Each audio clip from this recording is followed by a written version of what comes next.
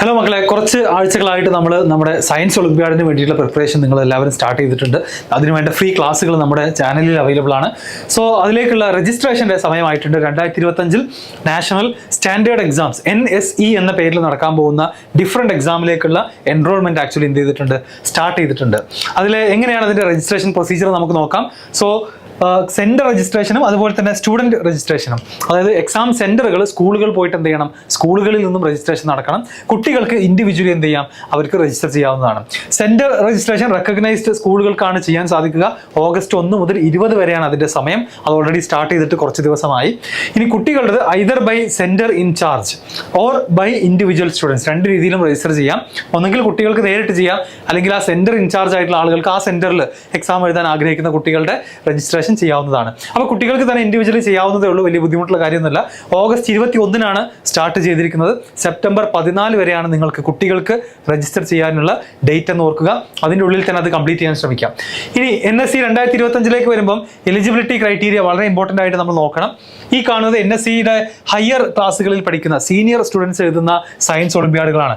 NSE എന്ന് പറയുന്നത് astronomy, physics, chemistry, biology. ഇത്രയും ഒളിമ്പ്യാഡുകൾ എഴുതാൻ എലിജിബിലിറ്റി എന്ന് പറഞ്ഞു കഴിഞ്ഞാൽ any student of class 12th or 11th, +1 +2 അല്ലെങ്കിൽ ഈവൻ 10th പഠിക്കുന്ന കുട്ടികൾക്കടക്കം ഈ സീനിയർ ലെവൽ എക്സാം എഴുതാം. അതിനുവേണ്ട കണ്ടീഷൻ എന്താണ്? എനി സ്റ്റുഡൻറ് അവരുടെ ഡേറ്റ് ഓഫ് ബർത്ത് എന്തായിരിക്കണം? 2025 നവംബർ 30 അവർ +1 +2 അല്ലെങ്കിൽ 10th പഠിക്കുന്ന കുട്ടികളായിരിക്കണം. ഓൾസോ അതിൻ്റെ കൂടെ തന്നെ ബോൺ ബിറ്റ്വീൻ 2006 ജൂലൈ 1 അതുപോലെ തന്നെ 2011 ജൂൺ 30 ഇടയിൽ ജനിച്ചിട്ടുള്ള ആളുകളായിരിക്കണം. അപ്പോൾ നിങ്ങളുടെ ഡേറ്റ് ഓഫ് ബർത്ത് ഈ രണ്ട് ഡേറ്റുകൾക്കിടയിലാണ് വരുന്നതെന്നുണ്ടെങ്കിൽ നിങ്ങൾ എഴുതേണ്ട എക്സാം ഏതാണ്? സീനിയർ സ്റ്റുഡൻസിൻ്റെ എക്സാമാണ്. ബോത്ത് ഡേയ്സ് ഇൻക്ലൂസീവ് ആയിട്ടാണ് അവർ ക്രൈറ്റീരിയ പറഞ്ഞിട്ടുള്ളത്. ഇനി നമ്മുടെ junior science Olympiad NSE JS എഴുതാനുള്ള eligibility any student of class 10, 9 or 8, 8, 9, 10 കുട്ടികൾക്ക് എഴുതാം. അവരെന്താണ് 2025 നവംബർ 30 എന്തായിരിക്കണം? 8, 9, 10 പഠിക്കുന്ന കുട്ടികളായിരിക്കണം. പ്ലസ് അതിൻ്റെ കൂടെ തന്നെ നിങ്ങൾ ശ്രദ്ധിക്കേണ്ടത് ബോൺ ബിറ്റ്വീൻ 1/1/2011 to 31/12/2012 എന്ന് പറയുന്ന ഡേറ്റുകൾക്കിടയിൽ ജനിച്ച ആളുകൾക്ക് മാത്രമേ NSE JS എഴുതാൻ സാധിക്കുകയുള്ളൂ. ഇവിടെ മനസ്സിലാക്കേണ്ട ഒരു കാര്യം, 10th ക്ലാസ്സിൽ പഠിക്കുന്ന കുട്ടികളുടെ ഡേറ്റ് ഓഫ് ബർത്ത് ചിലപ്പം ഈ കാറ്റഗറിയിലായിരിക്കും വരിക. അങ്ങനെയാണെങ്കിൽ അവർക്ക് NSE JS എഴുതാൻ എലിജിബിലിറ്റി ഉണ്ടായിരിക്കില്ല. ഇനി സിലബസ് ആണെന്നുണ്ടെങ്കിലോ 12th വരെയുള്ള CBSEയുടെ ഏത് ചാപ്റ്ററിൽ നിന്നും ക്വസ്റ്റ്യൻസ് പ്രതീക്ഷിക്കാം. അതുപോലെ physics, chemistry and biology NCERT text books up to class 10 CBSE ആണ് NSE JSന്റെ സിലബസ് എന്ന് പറയുന്നത്. എക്സാമിൻ്റെ ഷെഡ്യൂൾ നിങ്ങൾ നോട്ട് ചെയ്ത് വെക്കുക. NSE അസ്ട്രോണമി 22 നവംബർ 22 നടക്കുന്നത്, ശനിയാഴ്ചയാണ്. അത് 2:30 മുതൽ 4:30 വരെയുള്ള എക്സാമാണ്. അതുപോലെ തന്നെ ഫിസിക്സിൻ്റെ ഒളിമ്പ്യാഡ്, സീനിയർ സ്റ്റുഡൻസിന് വേണ്ടിയിട്ടുള്ള ഒളിമ്പ്യാഡ് 2023 സൺഡേ ആണ്. ബാക്കി 4 എക്സാമുകളും സൺഡേ ആണ്. അതുപോലെ അതിൽ ഫിസിക്സിൻ്റെ ഒളിമ്പ്യാഡ് 8:30 മുതൽ 10:30 വരെ, കെമിസ്ട്രിയുടെ ഒളിമ്പ്യാഡ് 11:30 മുതൽ 1:30 വരെയാണ്. ആൻഡ് ഓൾസോ ബയോളജിയുടെ ഒളിമ്പ്യാഡ് 2:30 മുതൽ 4:30 വരെയാണ്. അപ്പോൾ ഞായറാഴ്ച 3 ഒളിമ്പ്യാഡുകൾ എഴുതുന്ന കുട്ടികളുണ്ടെങ്കിൽ 3ഉം 1 by 1 ആയിട്ട് ഞായറാഴ്ചയാണ് നടക്കുന്നത്. ശനിയാഴ്ച അസ്ട്രോണമി ഉണ്ട്. അത് കഴിഞ്ഞ് ജൂനിയർ സയൻസ് ഒളിമ്പ്യാഡ് എഴുതുന്നുണ്ടെങ്കിൽ അതും സൺഡേ നവംബർ 23 സൺഡേ ആണ്. ഉച്ചയ്ക്ക് ശേഷം 2:30 മുതൽ 4:30 വരെ. ഇതാണ് എക്സാമിൻ്റെ ഷെഡ്യൂൾ എന്ന് പറയുന്നത്. ഇനി എക്സാം പാറ്റേണും നിർബന്ധമായിട്ട് നിങ്ങൾ പരിചയപ്പെട്ടിട്ടുണ്ടാവണം. Mode of examination multiple choice questions ആണ് മുഴുവനും ഉണ്ടായിരിക്കാം. 2 മണിക്കൂറിൻ്റെ പരീക്ഷയാണ്. ടോട്ടൽ 216 ടോട്ടൽ സ്കോർ ഉണ്ടായിരിക്കുക. അതിൽ 60 ക്വസ്റ്റ്യൻസ് ആണുള്ളത്. ഓക്കെ, അപ്പോൾ 2 മണിക്കൂറിന് 60 ക്വസ്റ്റ്യൻ എന്ന് പറഞ്ഞാൽ ആവറേജ് നമുക്ക് 2 മിനിറ്റാണ് ഒരു ക്വസ്റ്റ്യന് കിട്ടുക. അതിൽ തന്നെ പല ടൈപ്പ് ഓഫ് ക്വസ്റ്റ്യൻസ് ഉണ്ട്. ടോട്ടൽ നമ്പർ ഓഫ് ക്വസ്റ്റ്യൻസ് 60 ആണെന്നുണ്ടെങ്കിൽ 48 ക്വസ്റ്റ്യൻസിൻ്റെ പ്രത്യേകത +3 -1 ആണ് മാർക്കിംഗ് സ്കീം. എന്ന് വെച്ചാൽ കമ്പാരിറ്റീവ്ലി ഈ ക്വസ്റ്റ്യൻ പേപ്പറിലെ മാർക്ക് കുറഞ്ഞ എളുപ്പമുള്ള ചോദ്യങ്ങളായിരിക്കും അത്. എന്നാൽ 12 ക്വസ്റ്റ്യൻസ് +6 0 ആണ്. 6 മാർക്ക് കിട്ടും നമ്മൾ ശരിയാക്കി കഴിഞ്ഞാൽ. തെറ്റിച്ചാൽ എന്തില്ല, നെഗറ്റീവ് മാർക്കൊന്നുമില്ല. പക്ഷേ +6 ആണ് അതിൻ്റെ എന്ത് വരുന്നത്, സ്കോർ വരുന്നത്. അപ്പോൾ ഇത് ഏറ്റവും ടഫ് ആയിട്ടുള്ള ക്വസ്റ്റ്യൻസ് ആയിരിക്കും ഈ 12 എന്ന് നമുക്ക് ഈസിലി പറയാം. അപ്പോൾ ഇവിടെ പറയുന്ന കാര്യം എന്താണെന്ന് വെച്ച് കഴിഞ്ഞാൽ part A multiple choice question ആണ്. പാർട്ട് B എന്ന് പറയുന്നത് എന്താണ്, മൾട്ടിപ്പിൾ കറക്റ്റ് ആൻസറുകൾ വരാൻ സാധ്യതയുള്ള ക്വസ്റ്റ്യൻസ് ആണ് പാർട്ട് ബിയിൽ ഉണ്ടായിരിക്കാം. ഇനി രജിസ്ട്രേഷൻ്റെ ഡീറ്റെയിൽസിലേക്ക് നമ്മൾ പോകുകയാണെന്നുണ്ടെങ്കിൽ നിങ്ങൾക്ക് അവിടെ കാണാം. നമ്മുടെ IAPTയുടെ വെബ്സൈറ്റ് www.iapt.org.in എന്ന് പറയുന്ന വെബ്സൈറ്റിൽ പോവുക. അവിടെ പുതിയ ലിങ്ക് വന്നിട്ടുണ്ട്, ലിങ്ക് ഫോർ ദ സ്റ്റുഡൻറ് എൻറോൾമെൻറ്റിലേക്ക് പോവുക. നിങ്ങൾ അവിടേക്ക് പോയി കഴിഞ്ഞാൽ നിങ്ങൾക്ക് 2 ഓപ്ഷൻസ് ആണ് കാണാൻ സാധിക്കുക. ഒന്ന് ഫ്രഷ് ആയിട്ടുള്ള എൻറോൾമെൻറ്റും, രണ്ടാമത്തത് സ്റ്റുഡൻറ് ലോഗിനും. അതിലെ ഫ്രഷ് എൻറോൾമെൻറ്റ് സെലക്ട് ചെയ്യാം. എല്ലാ എക്സാമിനും രജിസ്റ്റർ ചെയ്ത പോലെ ആദ്യത്തെ നമ്മുടെ ഒരു ബേസിക് ഡീറ്റെയിൽസ് ചോദിക്കും. ഏത് എക്സാം ആണെന്നുള്ളത് നമ്മളോട് സെലക്ട് ചെയ്യാൻ പറയും. പിന്നെ name of the student, date of birth, school, pincode of the school where you are studying, നിങ്ങളിപ്പോൾ പഠിക്കുന്ന സ്കൂളിൻ്റെ പിൻകോഡ് ചോദിക്കുന്നുണ്ട്, മൊബൈൽ നമ്പർ ഉണ്ട്, സ്കൂൾ സ്റ്റേറ്റ്, ഇമെയിൽ ID തുടങ്ങിയ കാര്യങ്ങളൊക്കെ ഫില്ല് ചെയ്യണം. അതിലാദ്യം തന്നെ എക്സാം ടൈപ്പ്. ഇതിൽ നിങ്ങൾക്ക് ജൂനിയർ സയൻസ് എഴുതാൻ എലിജിബിൾ ആയിട്ടുള്ള ആളുകൾക്ക് ചിലപ്പോൾ എന്ത് ചെയ്യാൻ പറ്റില്ല, ഹയർ എക്സാം എഴുതാൻ പറ്റില്ല. സിമിലർലി ഡേറ്റ് ഓഫ് ബർത്തിൻ്റെ ആ വേരിയേഷൻ കാരണം 10ാം ക്ലാസ്സിൽ പഠിക്കുന്ന കുട്ടികൾ ജൂനിയർ സയൻസിന് എലിജിബിൾ അല്ലെങ്കിൽ നിങ്ങൾ ഈ സീനിയർ ലെവൽ എക്സാം തന്നെ എഴുതേണ്ടി വരും. അത് കൃത്യമായിട്ട് ഏതാ നോക്കിയിട്ട് ചൂസ് ചെയ്യുക. അതുപോലെ തന്നെ ഡേറ്റ് ഓഫ് ബർത്ത് കഴിഞ്ഞാൽ പിന്നെ മൊബൈൽ നമ്പർ ചെയ്യാനുണ്ട്, അതുപോലെ ഇമെയിൽ അഡ്രസ്സ് ചെയ്യാനുണ്ട്, അത് തന്നെ റീകൺഫേം ചെയ്യാനുണ്ട്. ഇത് രണ്ടും ചെയ്ത് കഴിഞ്ഞാൽ ജനറേറ്റ് OTP എന്ന് പറയുന്ന ഓപ്ഷൻ സെലക്ട് ചെയ്യുക. നിങ്ങൾക്ക് നിങ്ങളുടെ മൊബൈൽ നമ്പറിലേക്കും ഇമെയിലിലേക്കും OTP വരും.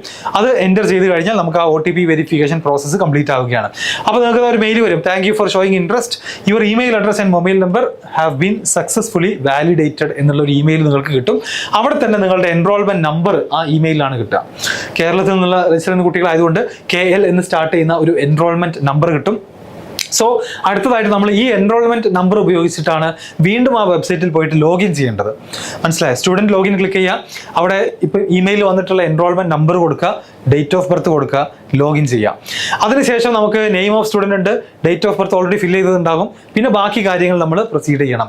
ഒന്നാമതായിട്ട് നിങ്ങളുടെ ID ടൈപ്പ്, ഏത് ID കാർഡാണ് നിങ്ങൾ കൊണ്ടുപോകാൻ ഉദ്ദേശിക്കുന്നത്, ആധാർ കാർഡ് ആവാം അല്ലെങ്കിൽ സ്കൂളിൻ്റെ ID ആവാം, അത് ഏതാണെന്ന് സെലക്ട് ചെയ്യുക. അതിനുശേഷം ജെൻഡർ, അതുപോലെ തന്നെ name of the guardian, nationality, school ID number ഒക്കെ നമ്മൾ ഓട്ടോമാറ്റിക്കലി ഫില്ല് ചെയ്യട്ടെ. ഇവിടെ സ്കൂൾ ID സെലക്ട് ചെയ്താൽ അതിന് നമ്പർ ഇവിടെ കൊടുക്കണം. ആധാർ ആണെന്നുണ്ടെങ്കിൽ ആധാറിൻ്റെ നമ്പറാണ് കൊടുക്കേണ്ടത്. സ്കൂളിൻ്റെ പേര് നിങ്ങൾക്ക് ഇവിടെ സെലക്ട് ചെയ്യാം. നോട്ട് ഫോർ ഹോം സ്കൂൾഡ് സ്റ്റുഡൻസിന് tick the check box below and manually enter your home details in the provided field. അപ്പോൾ ഹോം സ്കൂളിംഗ് സ്റ്റുഡൻസിന് ആ റെസ്പെക്റ്റീവ് ടിക്ക് ബോക്സ് ആണ് നിങ്ങൾ സെലക്ട് ചെയ്യേണ്ടത്. അതർ സ്കൂളിലെ കുട്ടികളാണെന്നുണ്ടെങ്കിൽ if your school is not listed in the drop down tick the check box below to manually enter your school details. അപ്പോൾ in case നിങ്ങൾ ഹോം സ്കൂളിംഗ് ആണ് അല്ലെങ്കിൽ നിങ്ങളുടെ സ്കൂളിൽ ലിസ്റ്റിൽ ഇല്ലാന്നുണ്ടെങ്കിൽ ഈ ടിക്ക് ബോക്സ്, ഇതിന് താഴെ തന്നെയുള്ള ടിക്ക് ബോക്സ് ചെയ്തുകൊണ്ട് നിങ്ങൾക്ക് എന്ത് ചെയ്യാം, നിങ്ങളുടെ സ്കൂളിൻ്റെ പേര് എൻ്റർ ചെയ്യാം. ഇനി ഹോം സ്കൂളിംഗ് ചെയ്യുന്ന കുട്ടികളാണെന്നുണ്ടെങ്കിലോ ഈ താഴെ ഈ ലിസ്റ്റിൽ നിങ്ങളുടെ സ്കൂളിൻ്റെ പേര് ഓഫ് കോഴ്സ് ഉണ്ടാവില്ല. അപ്പോൾ നിങ്ങൾ ഈ താഴത്തെ ചെക്ക് ബോക്സ് ടിക്ക് ചെയ്യാം. നിങ്ങളുടെ പേര്, ഹോം അഡ്രസ്സാണ് നിങ്ങൾ എന്ത് ചെയ്യേണ്ടത്, വീടിൻ്റെ അഡ്രസ്സാണ് ഇവിടെ കൊടുക്കേണ്ടത്. അപ്പോൾ ഇതാണ് സ്കൂൾ നെയിമിൻ്റെ കാര്യത്തിൽ ശ്രദ്ധിക്കാനുള്ളത്. അതിനുശേഷം റെസിഡൻഷ്യൽ ഇൻഫർമേഷനിലേക്ക് പോകുമ്പോൾ നിങ്ങളുടെ പെർമനൻറ്റ് അഡ്രസ്സ് കൊടുക്കുക. അത് കറൻറ്റ് അഡ്രസ്സും പെർമനന്റ് അഡ്രസ്സും സെയിം ആണെങ്കിൽ ഇവിടെ ടിക്ക് ചെയ്യുക. ഇല്ലാന്നുണ്ടെങ്കിൽ നിങ്ങൾ ഇപ്പോൾ താമസിക്കുന്ന അഡ്രസ്സ് ഡിഫറെൻ്റ് ആണെങ്കിൽ അത് കറണ്ട് അഡ്രസ്സിൽ ഫില്ല് ചെയ്യാം. അതിനുശേഷം നമ്മുടെ ലാംഗ്വേജിൻ്റെ ഇൻഫർമേഷൻ ആണ്. സോ ഓൾട്ടർനേറ്റ് മൊബൈൽ നമ്പർ കൊടുക്കാൻ പറഞ്ഞിട്ടുണ്ട്, ഓൾട്ടർനേറ്റ് ഇമെയിൽ അഡ്രസ്സ് ചോദിക്കുന്നുണ്ട്. And question papers are available in English, Hindi, Gujarati, Bangla, Tamil and Telugu or in any Indian language provided at least 300 students opt for it. 300 കുട്ടികളെങ്കിലും ഓപ്റ്റ് ചെയ്യുന്നുണ്ടെങ്കിൽ ഇന്ത്യയിലെ ഏത് ലാംഗ്വേജിനും പ്രൊവൈഡ് ചെയ്യാൻ റെഡിയാണ്. അപ്പം ജനറലി കേരളത്തിൽ നിന്നുള്ള കുട്ടികൾ മിക്കവാറും ഇംഗ്ലീഷ് തന്നെയാണ് ചൂസ് ചെയ്യുക. 300 കുട്ടികളെങ്കിലും മലയാളം പറഞ്ഞാൽ മാത്രമേ മലയാളത്തിൽ ക്വസ്റ്റ്യൻ പേപ്പർ കിട്ടുകയുള്ളൂ. അത് ഉണ്ടാവുമെന്ന് അറിയില്ല. എനിവേ ഇംഗ്ലീഷ് ചൂസ് ചെയ്യുക. അത് കഴിഞ്ഞ് എൻറോൾമെന്റ് ഫീയുടെ ഡീറ്റെയിൽസ് ഇവിടെ കാണാം, 300 രൂപ എന്നുള്ളത്. സോ അടുത്ത പ്രോസസ്സായിട്ട് പ്രിവ്യൂ ആപ്ലിക്കേഷൻ. നമ്മൾ ഇതുവരെ ഫില്ല് ചെയ്തിട്ടുള്ള എല്ലാ ഡീറ്റെയിൽസും ഒരു തവണ കാണാനുള്ള അവസരമാണ് ഇത്. ഈ ഒരു പേജ് നിങ്ങൾ കൃത്യമായിട്ട് എന്ത് ചെയ്യണം, ഓരോ ഫീൽഡും കറക്റ്റാണ്, സ്പെല്ലിംഗ് മിസ്റ്റേക്കുകളോ ഡേറ്റ് ഓഫ് ബർത്തിലെ മിസ്റ്റേക്കുകളോ ഒന്നുമില്ല എന്നുള്ളത് എന്ത് ചെയ്യുക, ഉറപ്പുവരുത്തുക. അതിനുശേഷം മാത്രം അടുത്ത പേജിലേക്ക് പോവുക. അടുത്ത പേജിലേക്ക് പോയി കഴിഞ്ഞാൽ അഗൈൻ ഈ പറഞ്ഞ പോലെ തന്നെ നമുക്ക് എന്ത് ചെയ്യാം, നമ്മുടെ എൻറോൾമെന്റ് ഫീ അടക്കുന്ന സ്ഥലത്തേക്കാണ് എത്തുക. 300 രൂപയാണ് ഒരു എക്സാം എഴുതാനുള്ള fees. Save and go to the exam centre selection or preferences, അതിലേക്ക് പോവുക. സോ അടുത്തതായിട്ട് നമുക്ക് എക്സാം സെന്റർ സെലക്ട് ചെയ്യണം.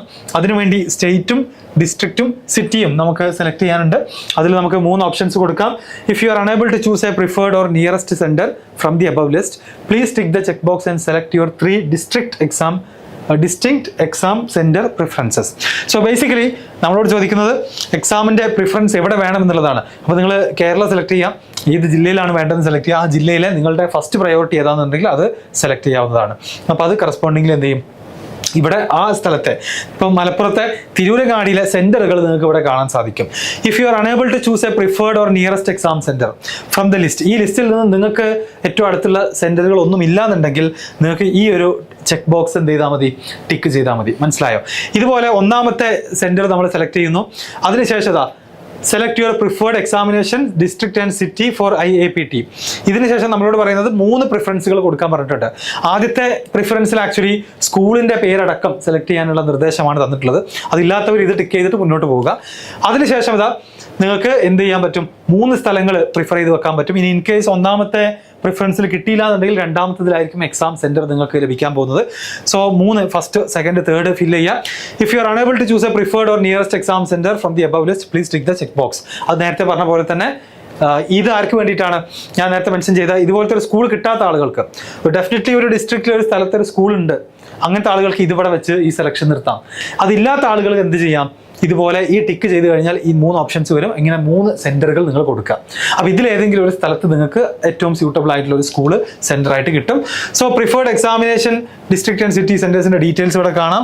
അത് കഴിഞ്ഞാൽ പിന്നെ നമുക്കത് ഈ ഒരു കോളം കൂടെ ഡിക്ലറേഷൻ കൂടെ ടിക്ക് ചെയ്തുകൊണ്ട് save and go to the payment പേജിലേക്ക് പോകാം. അവിടെ നമ്മുടെ പേര് ഡീറ്റെയിൽസ് ഉണ്ട്, ടോട്ടൽ എമൗണ്ട് എത്രയാണെന്ന് കാണും. സബ്മിറ്റ് ആൻഡ് പേയിലേക്ക് പോയി കഴിഞ്ഞാൽ സാധാരണ കാണുന്ന പോലത്തെ ഒരു പേയ്മെന്റ് ഗേറ്റ് വേ, ഇവിടെ കാർഡ് ഉപയോഗിച്ച് പേ ചെയ്യാം, UPI വെച്ച് ചെയ്യാം, UPI QR കോഡ് ഉണ്ടെങ്കിൽ അങ്ങനെ ചെയ്യാം, ഏത് രൂപത്തിൽ വേണമെന്നുണ്ടെങ്കിൽ ചെയ്യാവുന്നതാണ്. സോ ഇത്രയുമാണ് നമ്മുടെ രജിസ്ട്രേഷൻ്റെ ഡീറ്റെയിൽസ്. ഈ പേയ്മെന്റ് കൂടെ കംപ്ലീറ്റ് ചെയ്താൽ നിങ്ങൾ നമ്മുടെ സയൻസ് ഒളിമ്പ്യാഡിന് വേണ്ടി നിങ്ങളുടെ രജിസ്ട്രേഷൻ കംപ്ലീറ്റ് ആവുകയാണ്. അപ്പോൾ രജിസ്ട്രേഷൻ മാത്രം ചെയ്താൽ പോലെ എന്തുകൂടെ വേണം? നമ്മൾ അതിനുവേണ്ടി പ്രിപ്പയർ ചെയ്യും വേണം. അതിനുവേണ്ടിയാണ് ഒരുപാട് ദിവസങ്ങൾക്ക് മുന്നേ തന്നെ XNYയുടെ ഒളിമ്പ്യാഡ് ചാനലിൽ ഈവൻ IOQM ആവട്ടെ, NSCGS ആവട്ടെ, അതിനു വേണ്ടിയുള്ള ഫ്രീ ക്ലാസ്സുകൾ സ്റ്റാർട്ട് ചെയ്തിട്ട് ഒരുപാട് ദിവസങ്ങളായി. ടോപ്പിക് വൈസ് യൂട്യൂബ് ക്ലാസ്സുകൾ, യൂട്യൂബിലെ വീഡിയോകൾ അവൈലബിൾ ആണ്. ഡെയിലി പ്രാക്ടീസ് ക്വസ്റ്റ്യൻസ് നമ്മുടെ കമ്മ്യൂണിറ്റിയിൽ പ്രൊവൈഡ് ചെയ്യാറുണ്ട്. അതിൽ ജോയിൻ ചെയ്യാൻ താല്പര്യമുള്ള ലിങ്ക് താഴെ അവൈലബിൾ ആണ്. ആ ഡിസ്ക്രിപ്ഷനിലുള്ള ലിങ്കിൽ ജോയിൻ ചെയ്ത് നമ്മുടെ ഒളിമ്പ്യാഡ് കമ്മ്യൂണിറ്റിയുടെ ഭാഗമാവുക. Live doubt solving sessions available ആണ്. എക്സ്പേർട്ട് ക്യൂറേറ്റഡ് സ്റ്റഡി മെറ്റീരിയൽസ് അടക്കം നമ്മുടെ കുട്ടികൾക്ക് കംപ്ലീറ്റ്ലി ഫ്രീ ആയിട്ട്, ഒളിമ്പ്യാഡ് എഴുതാൻ ആഗ്രഹിക്കുന്ന കുട്ടികൾക്ക്, ഈവൻ അത് IOQM ആയാലും NSCGS ആയാലും കുട്ടികൾക്ക് എന്ത് ചെയ്യുന്നുണ്ട്, കിട്ടുന്നുണ്ട് എന്നുള്ളതാണ്. സോ അത് നന്നായിട്ട് യൂട്ടിലൈസ് ചെയ്യാം. അല്ലെങ്കിൽ നിങ്ങളുടെ സ്കൂളിൽ സയൻസ് നല്ല ഇഷ്ടമുള്ള കുട്ടികൾക്ക് എന്ത് ചെയ്യണം? ഈ വീഡിയോ നിങ്ങൾ ഷെയർ ചെയ്ത് കൊടുക്കണം, അവരോട് രജിസ്റ്റർ ചെയ്യാൻ പറയണം. ഒരുമിച്ച് രജിസ്റ്റർ ചെയ്ത് ഒരുമിച്ച് പ്രിപ്പയർ ചെയ്യാം.